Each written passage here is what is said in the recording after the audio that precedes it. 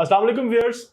आज हम बात करेंगे शंघाई कोऑपरेशन ऑर्गेनाइजेशन एससीओ जो के ऑर्गेनाइजेशन के उसके एम्बेट में आती है और करंट अफेयर्स के पेपर के लिए बड़ी इंपॉर्टेंट है और इसकी रेलेवेंस भी बहुत है। आज हम इसके ऊपर भी बात करेंगे ये बनी कैसे थी, इसकी कंपोजिशन क्या है, ये क्यों बनी थी, इसका रीजन क्या थी बनने का और इसके इम्पेडिमेंट्स क्या है और पाकिस्तान के पास क्या अपॉर्चुनिटीज हैं being a member of SCO. तो लेट्स स्टार्ट। सबसे पहले तो हम इसकी बात कर लेते हैं जी, इसकी कंपोजिशन क्या है। इनिशियली ये 1996 में 5 मुल्कों ने इसका ये जो है साइन किया था इस ऑर्गेनाइजेशन को, जिसमें चाइना, रशिया, कजाकिस्तान, किर्गिस्तान और ताजिकिस्तान। और लेटर इन 2001 इसको उज्बेकिस्तान ने भी जो साइन कर लिया था, वो इसका मेंबर स्टेट बन गई थी। फिर हम देखते हैं कि रिसेंटली 2017 में काफी सालों के ऑब्जर्वर स्टेटस के बाद 2017 में रशिया ने इंडिया के लिए उसको किया अप्रूव और चाइना ने पाकिस्तान को। अब इंडिया और पाकिस्तान दोनों इसके फुल मेंबर स्टेट्स हैं। अब इसका रीजन देख लेते हैं कि इसकी बनी क्यों थी। ये सबसे पहले तो देखें, एक मल्टीलैटरल एसोसिएशन है। इसके कुछ गोल्स हैं जो इन्होंने अचीव करने हैं।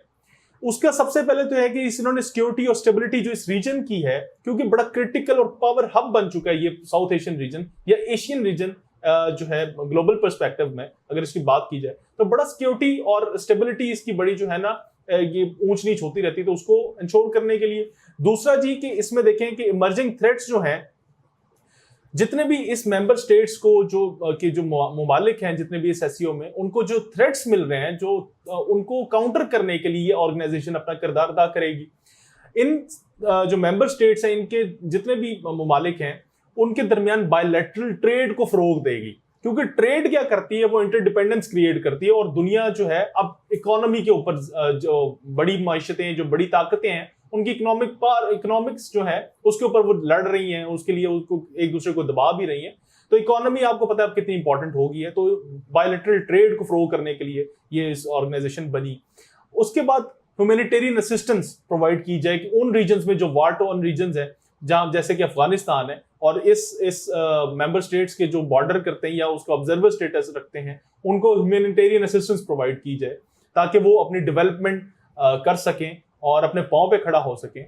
दूसरी चीज ये है जी, इसमें क्लैश ऑफ सिविलाइजेशन की बात की गई है। सैमुअल पी हंटिंगटन की एक थ्योरी आई थी जी कि अब दुनिया की जो लड़ाइयां हैं वो सिविलाइजेशंस के क्लैश की वजह से होंगी। तो हम देखते हैं कि इस ऑर्गेनाइजेशन ने उसको काउंटर करने के लिए कि क्लैश ऑफ सिविलाइजेशन ना हो, तो ये उसका ये भी है एक मकसद कि सिविलाइजेशन का क्लैश ना हो। तीसरा ये जो कि बहुत इंपॉर्टेंट है कि पॉलीसेंट्रिक वर्ल्ड ऑर्डर बनाया जाए। इससे क्या है कि यूनिलैटरलिज्म से मल्टीलैटरलिज्म की तरफ दुनिया को लेकर आ जाए, ताकि एक सिंगल हेजेमॉन ना हो दुनिया, जो मल्टीलैटरल वर्ल्ड ऑर्डर हो, जिसमें इक्वल से हो हर किसी मुल्क की, और उस तरह से वर्ल्ड ऑर्डर मूव कर सके। अगली चीज हम इसकी बात कर लेते हैं जी, इंपॉर्टेंस क्या है एससीओ की, क्यों बना, किसी वजह होगी ना कि किस वजह से ये बना, वो वजह हम देख लेते हैं। और क्यों इंपॉर्टेंट है ये, वो इसलिए कि आपको पता होना चाहिए कि ये एक ऐसा प्लेटफॉर्म है जहां 4 न्यूक्लियर पावर्स हैं, रशिया, चाइना, इंडिया, पाकिस्तान, और कोई ऐसा मुल्क, कोई ऐसी ऑर्गेनाइजेशन नहीं है यूएन के अलावा, वो तो एक बिग लेवल पे ऑर्गेनाइजेशन है ना। ये ऐसी ऑर्गेनाइजेशन है जो 4 न्यूक्लियर स्टेट्स को, जिसके अंदर वो मेंबर स्टेट्स हैं उसकी, इसका क्या है कि ये इसका मकसद क्या था इन 4 न्यूक्लियर पावर्स को इसके एम्बिट में लेके आना, ताकि जो वेस्टर्न और ईस्टर्न के दरमियान जो स्ट्रेटेजिक बैलेंस ऑफ पावर था, जो टिल्ट होता रहता था वेस्टर्न साइड की तरफ, उसको डिटरेंट उसके बनाया जाए और उसको उनके इक्वल बनाया जाए। एक बैलेंस ऑफ पावर में बैलेंस लेके आया जाए, ताकि दुनिया के सिक्योरिटी और पीस को खतरा ना हो, क्योंकि दुनिया की पीस एंड सिक्योरिटी को उसी वक्त खतरा होता है जब बैलेंस ऑफ पावर में शिफ्ट आता है। तो इसको बैलेंस ऑफ पावर को मेंटेन करने के लिए ये बड़ा इंपॉर्टेंट साबित होगा और हो रहा है। दूसरा इसका है कि इंडो चाइना और इंडो पाकिस्तान इंडिया के जो डिस्प्यूट्स हैं, उनको जो है ये काउंटर, इसको रिजॉल्व करने में बड़ी मददगार साबित हो सकती है। किस तरह, क्योंकि देखें ऊपर वाले लेवल पे रशिया और चाइना मेजर पावर्स हैं, और नीचे जो सेकंड टियर में जो स्टेट्स आते हैं वो इंडिया और पाकिस्तान है। तो रशिया और चाइना इनको दोनों स्टेट्स को कंपेल कर सकती हैं कि आप अपने जितने भी डिस्प्यूट्स हैं उनको पीसफुल और पैसिफिक मीन में अपने रिजॉल्व करें, और एक दूसरे के साथ कॉन्फिडेंस बिल्डिंग मेजर्स लें, ताकि आपकी कोई लड़ाई ना हो, बायलैटरल ट्रेड करें और अपने जितने भी डिस्प्यूट्स हैं उनको हल करें। तो ये डिस्प्यूट जो है हम देख सकते हैं कि हल हो सकते हैं, इसके अंदर इतना पोटेंशियल है कि इनको हल कर सके। तीसरी चीज कि 3 इवल्स को इन्होंने इरेडिकेट करना, ये उसके प्रीएम्बल में भी लिखा हुआ है कि 3 इवल्स कौन से, टेररिज्म, एक्सट्रीमिज्म और सेपरेटिज्म। ये 3 इवल्स जो हैं ये किसी भी मुल्क को डिस्टेबलाइज करने के लिए काफी है। तो इनका ब्रॉडर मकसद ये है कि इनके जो मेंबर स्टेट्स हैं उनको उनके पांव पे खड़ा करना, एक स्टेबिलिटी लेके आई जाए इस पूरे रीजन में। उसके लिए क्या है कि आपको 3 इवल्स को इरेडिकेट करना पड़ेगा, तो ये भी इसकी एक इंपॉर्टेंस है। चौथी चीज ये है कि इन्होंने रैट्स बनाई है, रीजनल एंटी टेररिज्म स्क्वाड। ये क्या करता है कि टेररिज्म को इरेडिकेट करता है। किस तरह करता है कि मुख्तलिफ जो ममालिक हैं इसके अंदर उनकी इंटेलिजेंस शेयरिंग होती है कि अगर फर्ज करें रशिया को कोई इंटेलिजेंस मिली है कि अफगानिस्तान के अंदर ये टेररिस्ट जो है ऑर्गेनाइजेशन काम कर रही है और ये वो प्लान कर रहे हैं एक टेररिस्ट जो है हमले के लिए, तो वो इंटेलिजेंस शेयर करेगी Afghanistan being an observer state उसको, और पाकिस्तान जो भी जितने भी स्टेक होल्डर्स हैं, ताकि कलेक्टिव एफर्ट पुट की जाए उसके मुकाबले में।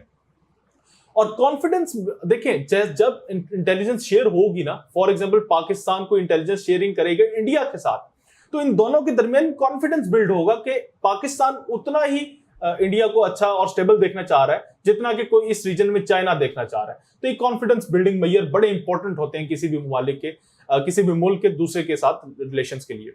अच्छा, एक और चीज, ये जो रीजन है ये बड़ा जो है ना इलिसिट ड्रग ट्रैफिकिंग बहुत होती है यहाँ पे। अफगानिस्तान में आप देख लेंगे उसकी बड़ा मेजर चंक जो है उसकी जीडीपी का वो ओपियम स्मगलिंग में होता है। उसके अंदर जो जो जितनी भी ड्रग्स हैं वो स्मगल होती हैं, उससे बड़ा ह्यूज चंक जो है उनके पास पैसा आता है। तो उसको रोकना है, उसको रोकने के लिए ये अपना जो ऑर्गेनाइजेशन है किरदार अदा कर रही है। और जितनी भी ह्यूमन ट्रैफिकिंग है, ये जितनी भी इलिसिट दूसरी जो है ट्रैफिकिंग है उनको रोकना है, ये इसका मकसद है। ये बड़ी इंपॉर्टेंट है, कोई भी मुल्क अकेला नहीं कर सकता, इसलिए एक जॉइंट और कलेक्टिव एफर्ट चाहिए होती है जो कि एससीओ प्रोवाइड कर रहा है। अगली चीज है जी कि देखें अनइवन इकोनॉमिक डेवलपमेंट से क्या हुआ, दुनिया जो है ना रेडिकलाइज हो गई है।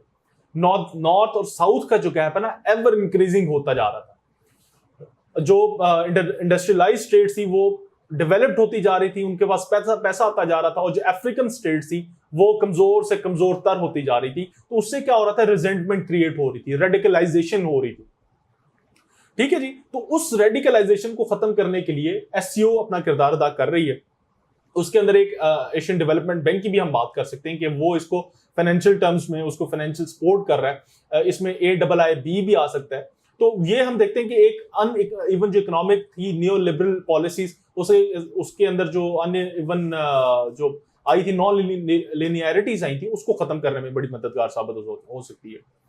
अगली चीज हम देख लेते हैं कि चैलेंजेस क्या हैं एससीओ को। चैलेंजेस ये हैं जनाब कि देखें इंडिया और पाकिस्तान बहुत एक दूसरे के मुखालिफ ग्रुप्स हैं। इन दोनों की राइवलरी किसी ना किसी एंगल में इसके जो बड़ा स्कोप है जो कि हमने इसको स्टेबिलिटी लेके आनी है उसको खराब कर सकती है। अभी भी आप देखें कि इंडिया और चाइना की वो राइवलरी चल रही है, पाकिस्तान इंडिया की तो ऑलवेज रहती है। 2 फ्रंट थ्रेट्स हैं, ना सिर्फ पाकिस्तान को, इंडिया को और चाइना को। तो इन दोनों की आपस में या तीनों ममालिक की जो एक ट्रायंगल बनती है, जिसमें एक आर्टिकल में पढ़ भी रहा था फॉरेन पॉलिसी के कि एक ट्रायंगल बनती है और ये ट्रायंगल के 2 फ्रंट थ्रेट्स हैं। तो इनका हम देख सकते हैं कि म्यूचुअल जो राइवलरी है वो उसको खराब कर सकती है, इसके जो एम्बिशंस हैं इस ऑर्गेनाइजेशन के उसको सबोटाज कर सकती है। और तीसरी चीज ये कि यूएस जो है वो इसको एंटी नेटो तस्वुर करता है। इसी तरह जिस तरह उसने वार्सा पैक्ट को एंटी नेटो तस्वुर किया था, वैसे ही वो कहता है कि एससीओ जो है अब नेटो ऑफ द ईस्ट है, ये नेटो के मुकाबले में हम लेके आए हैं। तो ये उसका जो नैरेटिव है इसको काउंटर करने की, ये उसका एक एससीओ को चैलेंज भी है कि किस तरह इसको, ऑल्दो इसके जो मेंबर स्टेट्स है या जो इसकी ऑफिशियल स्टांस आया कि ये आपके नेटो के खिलाफ नहीं है, ये रीजन की डेवलपमेंट के लिए, लेकिन नेटो इसको और यूएस जो है इसको इसी तरह ही देखता है। अब बात कर लेते हैं जी अपॉर्चुनिटीज क्या है, पाकिस्तान के लिए क्या अपॉर्चुनिटीज हैं।